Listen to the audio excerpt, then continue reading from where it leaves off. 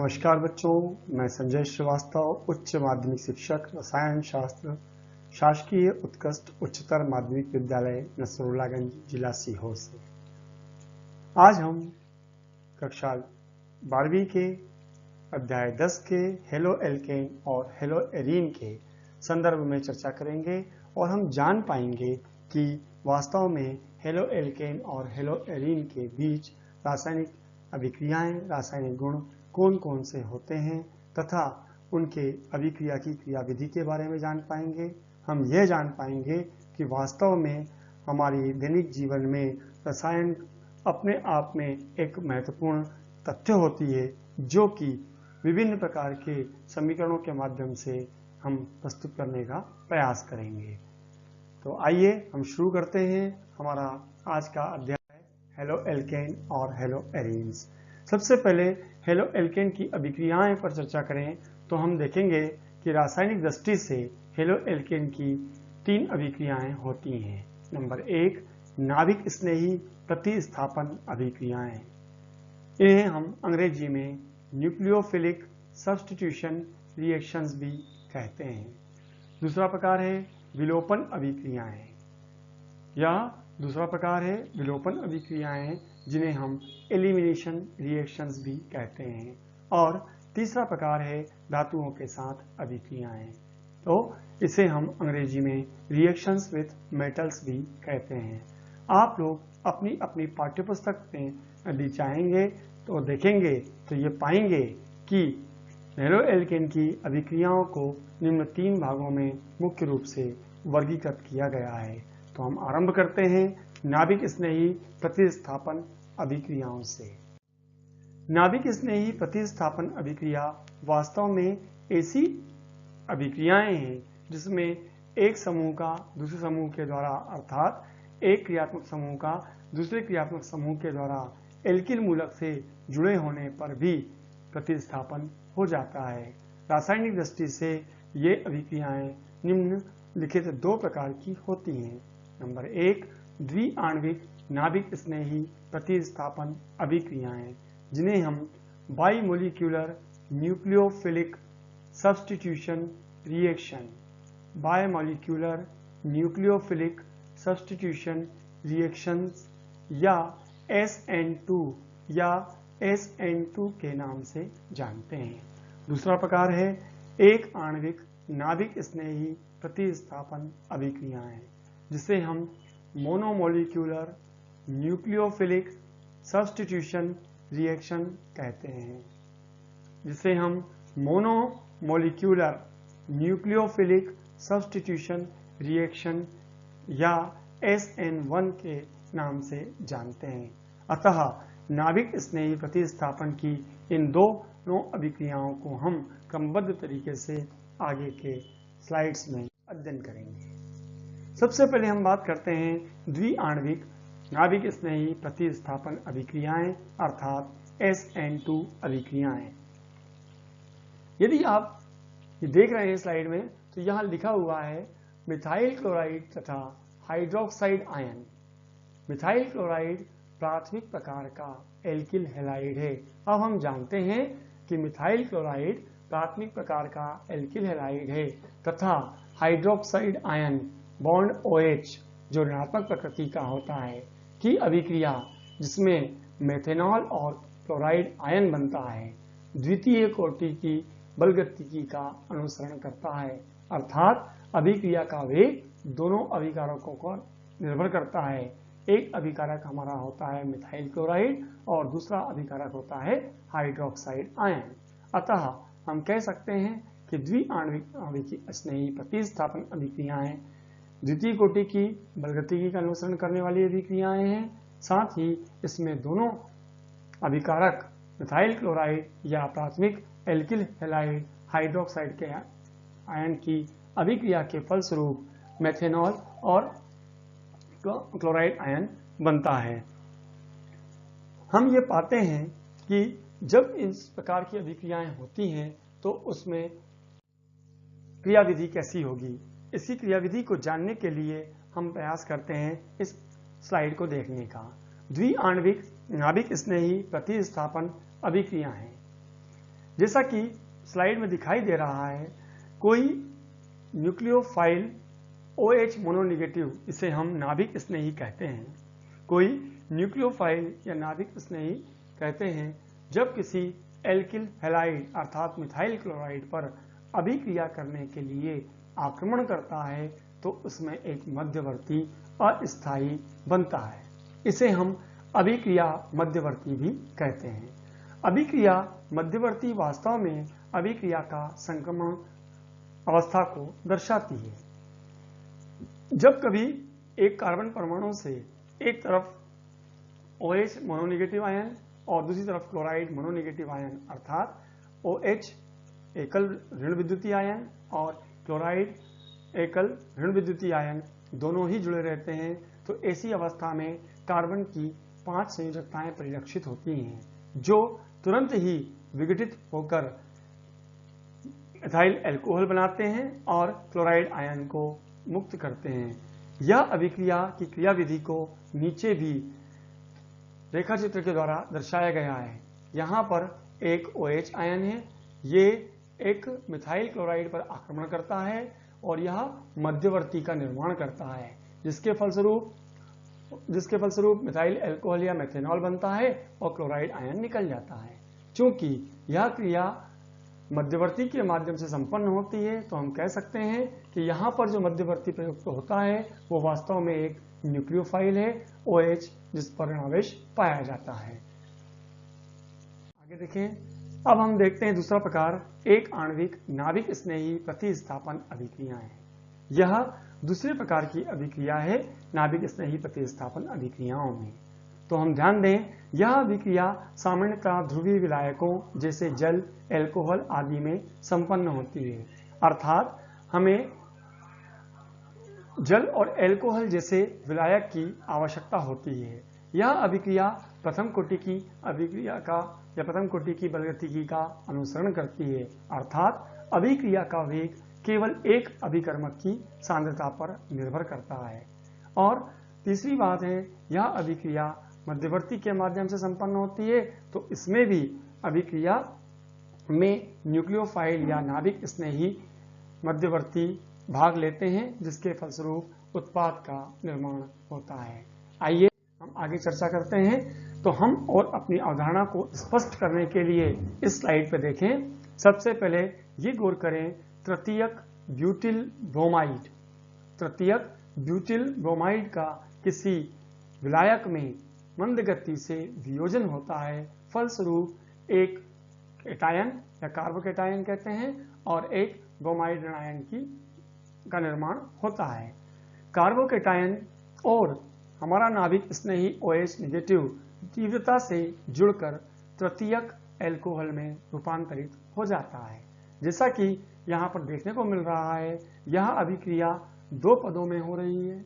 यह अभिक्रिया 2 पदों में हो रही है और रासायनिक बलगतिकी की प्रथम कोटि की अभिक्रिया है, क्योंकि इसके मुख्य रूप से आधार केवल एक ही अभिकारक होता है, जिसे हम तृतीयक ब्यूटिल ब्रोमाइड कहते हैं। अतः तृतीयक ब्यूटिल ब्रोमाइड से तृतीयक अल्कोहल का बनना एक आणविक नाभिक स्नेही प्रतिस्थापन अभिक्रियाओं का उदाहरण है। अब हम चर्चा करते हैं जो कक्षा 12वीं के लिए 4 अंक का अत्यंत महत्वपूर्ण प्रश्न माना जाता है। आप सभी से मेरा अनुरोध है, आप लोगों से रिक्वेस्ट है बेटा कि आप सभी लोग इस प्रश्न को बहुत अच्छे से तैयार कर लें और इनमें मुख्य बिंदु सबसे पहले हम अभिक्रिया का नाम लिख देंगे। दूसरे बिंदु पर हम चर्चा करते हैं कि इसमें यह अभिक्रिया की कोटि कौन सी है।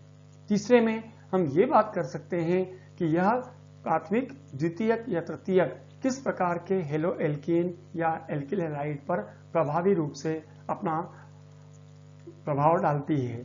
और अंतिम रूप में हम एक एक उदाहरण से 4 अंतर को प्रकट कर देंगे। आप देखें, अपनी विभिन्न प्रकार की प्रतियोगी परीक्षाओं के संदर्भ में भी यदि आपके पास कोई अन्य पुस्तकें हैं, आप उनकी भी सहायता ले सकते हैं। और जैसा कि हमने अभी विगत स्लाइड्स में आपको बताने की कोशिश की है कि हम SN2 और SN1 में मुख्य रूप से 4 बिंदुओं के आधार पर इसे भिन्नित कर सकते हैं। तो आप लोग कृपया करके अपनी अपनी उत्तर पुस्तिकाओं में निश्चित रूप से SN1 और SN2 या द्विआण्विक नाभिक स्नेही प्रतिस्थापन एवं एक आणविक नाभिक स्नेही प्रतिस्थापन अभिक्रियाओं में अंतर व्यक्त कर सकते हैं।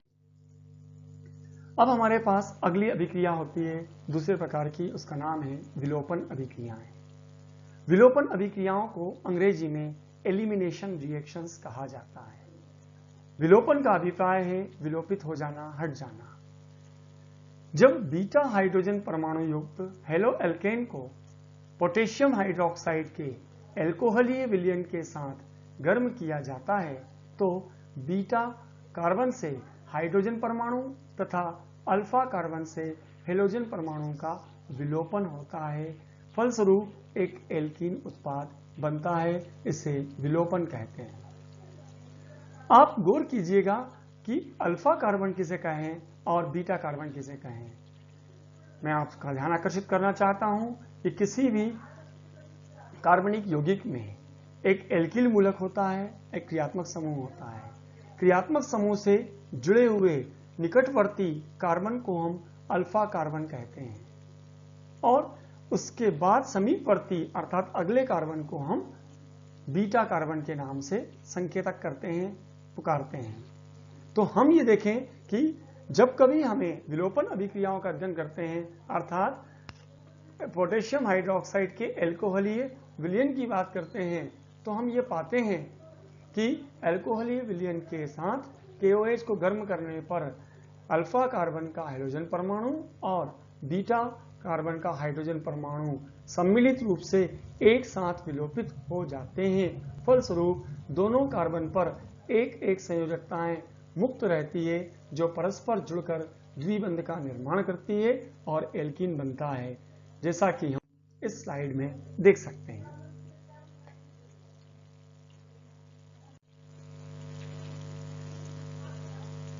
अब हम देखें कि विलोपन अभिक्रियाओं में हेलो एल्केन CH3CH2X की संरचना दिखाई गई है। CH3CH2X में कार्बन की चारों संयुक्ताएं आपस में कार्बन के साथ, हाइड्रोजन के साथ या हेलोजन परमाणु के साथ संतुष्ट होती हुई दिखाई देती है। जैसा कि आप यहां पर देख पा रहे हैं कि आपका कार्बन जो कि हेलोजन परमाणु से सीधे या प्रत्यक्ष रूप से संलग्न है, इसे हम अल्फा कार्बन कहते हैं और इसके निकटवर्ती अगले कार्बन को हम बीटा कार्बन कहते हैं। जब हेलो एल्केन के इस अणु को अर्थात इथाइल हैलाइड को हम पोटेशियम हाइड्रोक्साइड के एल्कोहलीय विलयन में मिश्रित करते हैं, घोलते हैं और धीरे धीरे गर्म करते हैं तो हम पाते हैं कि अल्फा हाइड्रोजन का हेलोजन परमाणु तथा बीटा कार्बन का हाइड्रोजन परमाणु, अल्फा कार्बन का हेलोजन परमाणु तथा बीटा कार्बन का हाइड्रोजन परमाणु परस्पर संयोग करके HX के रूप में पृथक हो जाते हैं और एक अल्फा कार्बन की वैलेंसी या संयोजकता और एक बीटा कार्बन की संयोजकता मुक्त अवस्था में पाई जाती है जो आपस में जुड़कर द्विबंध का निर्माण करते हैं। यह अभिक्रिया विहाइड्रो हेलोजिनीकरण कहलाती है क्योंकि इस अभिक्रिया में एक हाइड्रोजन परमाणु और एक हेलोजन परमाणु का विलोपन होता है।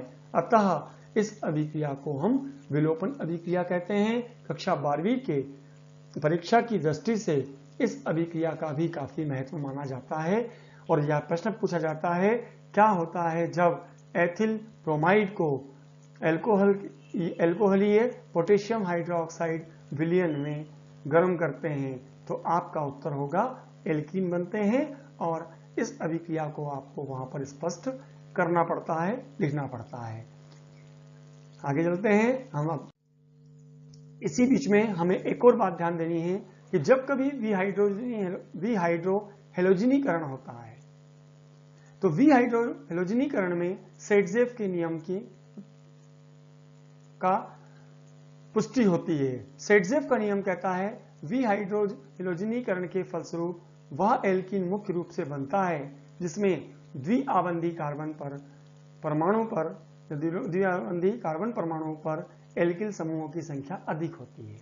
अर्थात विहाइड्रो हेलोजिनीकरण के फलस्वरूप वह एल्कीन मुख्य रूप से बनता है जिसमें द्विआबंधी कार्बन परमाणुओं पर एल्किल समूहों की संख्या अधिक होती है। आगे हम इसका विस्तार से वर्णन कर सकेंगे।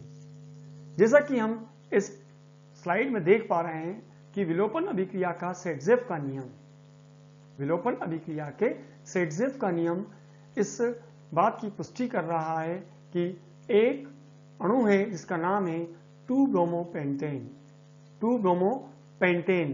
2-ब्रोमोपेंटेन को जब कभी हम अल्कोहल के KOH विलयन में या अल्कोहलीय पोटेशियम हाइड्रोक्साइड में धीरे धीरे गर्म करते हैं तो दो प्रकार के उत्पाद बनते हैं, जिसमें प्रमुख उत्पाद उस कार्बन परमाणु का होता है जहां पर एल्किल समूहों की संख्या अधिक होती है, जबकि दूसरे भाग में अल्प मात्रा में उत्पाद बनते हैं जिसमें कार्बन के साथ डबल बॉन्ड या द्विबंध की स्थिति अलग अलग देखने को मिलती है।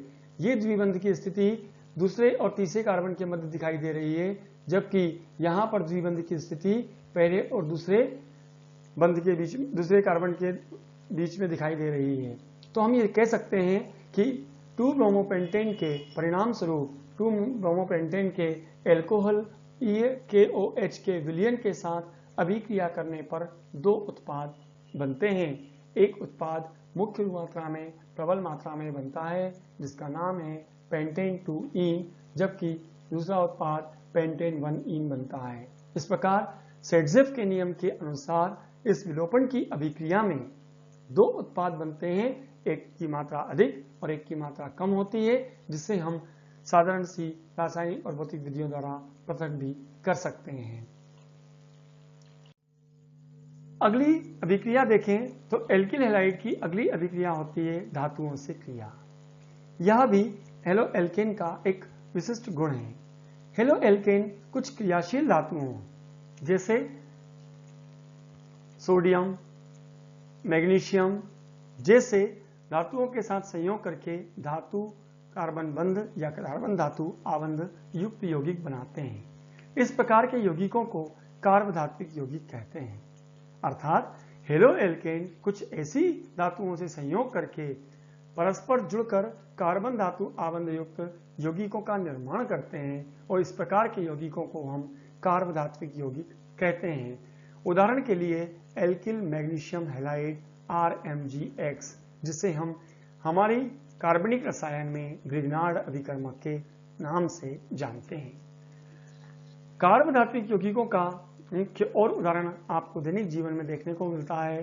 पौधों की हरी पत्तियों में क्लोरोफिल नामक वर्णक पाया जाता है, जो कि प्राकृतिक रूप से पाया जाने वाला कार्बधात्विक यौगिक है, जिसमें मैग्नीशियम परमाणु केंद्र में होकर कार्बन से चारों ओर से घिरा होता है और एक कार्बन मैग्नीशियम बंध बनाता है। ठीक इसी प्रकार मनुष्य के रक्त में पाया जाने वाला हीमोग्लोबिन भी कार्बधात्विक यौगिक का उदाहरण है, जिसमें मैग्नीशियम के स्थान पर लोहा या आयरन का परमाणु पाया जाता है, जो चारों तरफ से कार्बन परमाणु से कार्बन और आयरन या लोहे के बीच में बंध बनाता है। अतः कार्बधात्विक यौगिकों का उदाहरण तीन रूप से देखने को मिलता है। एक है एल्किल मैग्नीशियम हैलाइड, जो आपको दिखाई दे रहा है। मैंने आपसे बात किया पादपों में पत्तियों में हरे रंग का क्लोरोफिल वर्णक भी कार्बधात्विक यौगिक है, जिसका केंद्रीय धातु परमाणु मैग्नीशियम होता है। और इसी प्रकार जब कभी हम देखें तो हीमोग्लोबिन में भी, अर्थात मनुष्य के रक्त में पाया जाने वाला लाल रक्त का वर्णक जिसे हम हीमोग्लोबिन कहते हैं, हीमोग्लोबिन में भी आयरन धातु परमाणु अपने चारों तरफ कार्बन परमाणुओं से घिरा होता है और कार्बधात्विक यौगिक का निर्माण करता है। तो यहाँ पर हम देख रहे हैं एल्किल मैग्नीशियम हैलाइड, जिसे हम ग्रिग्नार्ड अभिकर्मक के नाम से जानते हैं।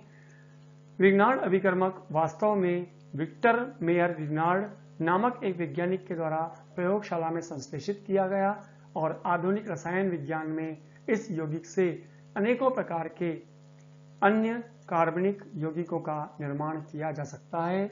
अतः इसका संश्लेषण में, प्रयोगशाला में, औद्योगिक स्तर पर और विभिन्न प्रकार की गतिविधियों में, अर्थात विभिन्न प्रकार के यौगिकों के आरंभन में, मध्य में या अंत में इसका उपयोग करके रूपांतरण करने के लिए यह एक महत्वपूर्ण और आवश्यक उपकरण साबित हुआ है। जैसा कि आप इस स्लाइड में देख सकते हैं कि यहाँ पर ये RMgX जो दिखाई दे रहा है, ये RMgX जो आपको दिखाई दे रहा है, इसे हम एल्किल मैग्नीशियम हैलाइड या ग्रिग्नार्ड अभिकर्मक कहते हैं। तो ग्रिग्नार्ड अभिकर्मक पर यदि हम एल्किल साइनाइड की अभिक्रिया करते हैं तो बने हुए मध्यवर्ती उत्पाद का अंत में कीटोन में रूपांतरण हो जाता है, और यदि हम इसका ऑक्सीजन के साथ अभिकृत करते हैं तो यह अभिक्रिया पहले अम्ल बनाती है और फिर उसके बाद एल्कोहल का निर्माण करती है। RMgX अर्थात एल्किल मैग्नीशियम हैलाइड को उपयोग करके हम एल्कोहल का निर्माण कर सकते हैं, हम उच्च एल्केन का निर्माण कर सकते हैं, अन्य हेलोजन से क्रिया करके हम एल्किल हैलाइड पुनः बना सकते हैं। और यहाँ पर RSH मतलब होता है थायो एल्कोहल, और RSR इसे हम कहते हैं थायो ईथर अर्थात थायो एल्कोहल और थायो ईथर का भी निर्माण कर सकते हैं। तो इस चार्ट से आपको समझ आ पा रहा होगा कि ग्रिग्नार्ड अभिकर्मक का उपयोग हम विभिन्न प्रकार के अभिकर्मकों के निर्माण में प्रबलता से करते हैं। यहाँ पर ध्यान देने बात योग्य यह है कि जब कभी आप एल्कोहल और आगे के अध्यायों को पढ़ेंगे तो आप ग्रिग्नार्ड अभिकर्मक के महत्व को ज्यादा अच्छे से समझ पाएंगे। अगली अभिक्रिया है वुड्स अभिक्रिया, जो धातुओं के साथ अभिक्रिया पर है। जब हेलो एल्केन शुष्क ईथर की उपस्थिति में एक संयोजी धातु जैसे सोडियम से अभिक्रिया करते हैं तो उच्च एल्केन प्राप्त होते हैं और सोडियम हैलाइड अर्थात सोडियम ब्रोमाइड, सोडियम क्लोराइड या सोडियम आयोडाइड पृथक हो जाते हैं। यह अभिक्रिया वुड्स अभिक्रिया कहलाती है। आगे हम देखें, जब एल्किल हैलाइड पर RX एल्किल हैलाइड का एक अणु, XR' एल्किल हैलाइड का दूसरा अणु, एल्किल हैलाइड के दो अणु धातु परमाणु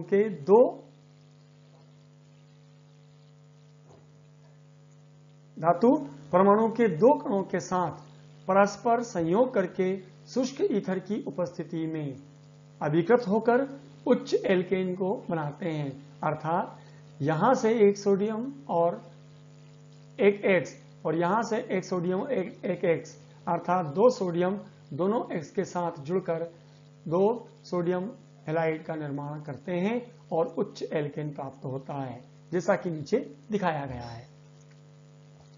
इस अभिक्रिया में जब कभी हम देखें तो दो अणु इथाइल क्लोराइड के लिए जाते हैं और दो सोडियम परमाणु से क्रिया करते हैं, फलस्वरूप C4H10 उच्च एल्केन एंड ब्यूटेन प्राप्त होता है और सोडियम क्लोराइड का अणु पृथक हो जाता है। तो वुड्स अभिक्रिया में हमें देखने को मिलता है कि जब कभी दो एल्किल हैलाइड के अणु सोडियम धातु के साथ शुष्क ईथर की उपस्थिति में अभिकृत होते हैं तो उच्च एल्केन का निर्माण करते हैं और सोडियम हैलाइड पृथक हो जाता है। इसी प्रकार वुड्स अभिक्रिया के तीन रूप हमें देखने को मिलते हैं। वुड्स फिटिक अभिक्रिया, पहली है वुड्स अभिक्रिया, दूसरी है वुड्स फिटिक अभिक्रिया।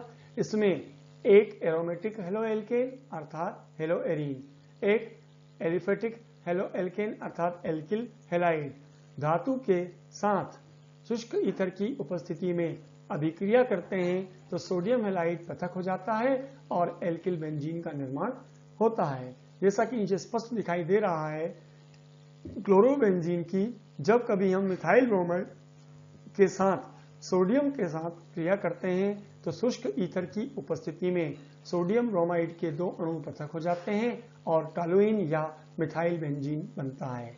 अर्थात जब हेलो एल्केन और हेलो एरीन के मिश्रण को शुष्क ईथर की उपस्थिति में सोडियम के साथ गर्म किया जाता है तो एल्किल बेंजीन बनता है। इस प्रकार की अभिक्रिया को वुड्स फिटिक अभिक्रिया कहते हैं। तीसरा प्रकार है फिटिक अभिक्रिया। फिटिक अभिक्रिया में जब हेलो एरीन के दो अणु सोडियम धातु के साथ शुष्क ईथर की उपस्थिति में अभिकृत करते हैं तो डायफेनिल बनता है। अर्थात जैसा कि स्लाइड में आप देख पा रहे हैं कि यहाँ पर ये एक हेलोएरीन, ये 2 सोडियम परमाणु ईथर की उपस्थिति में दोनों सोडियम परमाणु दोनों हेलोजन परमाणुओं के साथ सोडियम हैलाइड बनाते हैं। और इसी प्रकार क्लोरोबेंजीन, ब्रोमोबेंजीन या आयोडोबेंजीन, तो यहाँ ब्रोमोबेंजीन के 2 अणु 2 सोडियम परमाणु के साथ शुष्क ईथर की उपस्थिति में सोडियम ब्रोमाइड को पृथक करते हैं और डायफेनिल का निर्माण करते हैं। अर्थात वुड्स अभिक्रिया नंबर 2, वुड्स फिटिक अभिक्रिया नंबर 3, फिटिक अभिक्रिया, तीनों ही वुड्स अभिक्रिया के 3 रूप हैं। तो वुड्स अभिक्रिया में केवल एक अर्थात हेलो एल्केन की बात होती है, जबकि वुड्स फिटिक में एक अणु हेलो एल्केन का, एक अणु हेलो एरीन का होता है, तथा फिटिक अभिक्रिया में दोनों अणु हेलो एरीन के होते हैं, फलस्वरूप उच्च एल्केनों का निर्माण करते हैं। अब हम देखें कि हम लोगों ने अभी तक जो कुछ भी सीखा है उस पर थोड़े से अभ्यास प्रश्न होंगे। जैसा मैंने आपसे बताया कि यह 4 अंक का अध्याय है, इसमें कुछ इस तरह के प्रश्न देखने को मिलते हैं। तो पहला प्रश्न बता रहा हूं मैं आपको, अभिक्रियाओं को रासायनिक समीकरण सहित लिखिए। रासायनिक अभिक्रिया के साथ हमें समीकरण व्यक्त करना अत्यंत महत्वपूर्ण होता है। अर्थात जब कभी हम रासायनिक अभिक्रियाओं की बात करेंगे तो रासायनिक समीकरण के बिना हमारी उत्तर या हमारी समीकरण अधूरी मानी जाएगी। तो इसमें ए लिखा है फिटिक अभिक्रिया, मैंने बी दिया है विलोपन अभिक्रिया। इस प्रकार आप अन्य प्रकार के अभिक्रियाओं का भी अध्ययन कर पाते हैं, कर सकते हैं। और दूसरा प्रश्न मैंने लिखा है द्विआण्विक नाभिक स्नेही प्रतिस्थापन अभिक्रिया एवं एक आणविक नाभिक स्नेही प्रतिस्थापन अभिक्रिया में अंतर लिखिए। इस प्रकार से आप अपनी तैयारी करके कुछ अभ्यास करके वार्षिक परीक्षा की दृष्टि से, त्रैमासिक परीक्षा की दृष्टि से आप कार्बनिक यौगिकों का निरंतर अभ्यास करते रहेंगे, पढ़ते रहेंगे, तो आपके विषय पर समझ बढ़ती जाएगी। आप लोगों के लिए बहुत बहुत धन्यवाद। जय हिंद।